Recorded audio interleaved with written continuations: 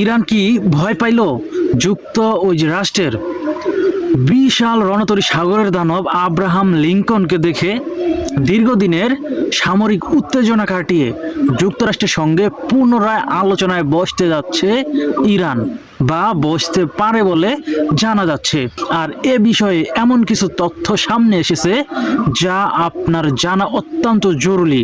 হঠাৎ কেন এসব হচ্ছে, এর পেছনে আসল রহস্যটা কি?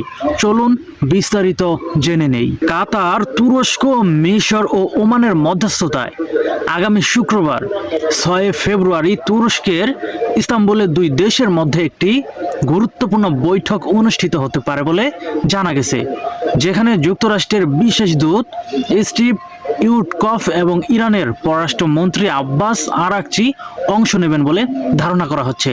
এখন প্রশ্ন হচ্ছে যে এই যে আমরা অনেক দিন থেকেই এই যে যুক্তরাষ্ট্র এবং ওই যে ইরানের মধ্যে যে চরম উত্তেজনা এবং পাল্টাপাল্টি বক্তব্য এবং বর্তমানে একটা যুদ্ধের মতো অবস্থা তৈরি হচ্ছে, এই পরিপ্রেক্ষিতে কিন্তু ওই যে ইরান কিন্তু বরাবরই আমেরিকার কিন্তু অনেক প্রস্তাব কিন্তু নাকচ করে দিয়েছে, যেগুলো বসে আলোচনার প্রস্তাব হতো বিভিন্ন ইস্যু নিয়ে। অর্থাৎ সবচেয়ে মূল যেটা বিষয় সেটা হচ্ছে যে পরমাণু ইস্যু। এখন আমরা সকলেই তো জানি যে যুক্তরাষ্ট্র চাচ্ছে ইরান যাতে পরমাণু শক্তির মালিক না হতে পারে, এবং তাদের প্রধান শর্ত হচ্ছে ইরানের উপরে যে তারা কোনো ধরনের ইউরেনিয়াম উৎপাদন করতে পারবে না। অর্থাৎ পরমাণু শক্তি উৎপাদন করার জন্য যে সকল বিষয়বস্তু প্রয়োজন সেগুলো তারা উৎপাদন করতে পারবে না, এটা হচ্ছে তাদের প্রধান শর্ত। কিন্তু ওই যে ইরান তারা কিন্তু এই শর্ত কিন্তু মানতে কিন্তু সম্পূর্ণটাই কি মানতে নারাজ। কেন? তারা বলেছে আমরা এই শক্তির মালিক হব না, কিন্তু আমাদের দেশের বাকি অন্য কাজের জন্য আমাদের এই শক্তি নিয়ে রিসার্চ করতে হবে। কিন্তু পশ্চিমা শক্তিদের একটাই দাবি, তারা এই বিষয় নিয়ে কোনো রিসার্চ করতে পারবে না।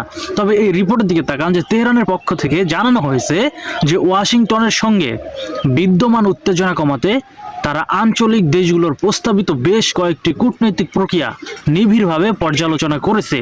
আগামী কয়েকদিনের মধ্যেই আলোচনার একটি সুনির্দিষ্ট কাঠামো তৈরি হবে বলে আশা প্রকাশ করেছেন ইরানের পররাষ্ট্র মন্ত্রণালয়ের মুখপাত্র ইসমাইল বাঘাই। তবে এতদিন আমরা যেটা জেনে এসেছি, এই যে দুইটি দেশের মধ্যে দুইটা মতের পার্থক্য, একজন তৈরি করতে দিবে না, আরেকজন তৈরি করবে না, কিন্তু সেই সকল আসবাবপত্র নিয়ে তারা রিসার্চ চালাবে। এই ধরনের পদক্ষেপে কিন্তু তারা কিন্তু এর আগেও কিন্তু অনেক কিন্তু বৈঠকে বসেছিল, কিন্তু সেখান থেকে কিন্তু একটা সুরাহা হয়নি। তবে এইবার কি তারা সুরাহা করবে? কারণ বর্তমানে এমন একটা পরিস্থিতি দাঁড়িয়েছে যে ওই যে ইরানকে যুক্তরাষ্ট্র চতুর্দিক থেকে ঘিরে ফেলেছে। আমরা সকলেই কিন্তু জানি যে আব্রাহাম লিঙ্কন বিশাল দানবীয় একটি জাহাজ কিন্তু অবশেষে প্রেরণ করেছে কোথায়? মধ্যপ্রাচ্যে যুক্তরাষ্ট্র। তবে সবশেষে এমনটা কি বলা যায় যে ইরান নত হচ্ছে? কমেন্টে আপনার মতামত আমাদের জানান। ভিডিওটি ভালো লাগলে শেয়ার করুন এবং পরবর্তী আপডেটের জন্য আমাদের সাথেই থাকুন। ধন্যবাদ।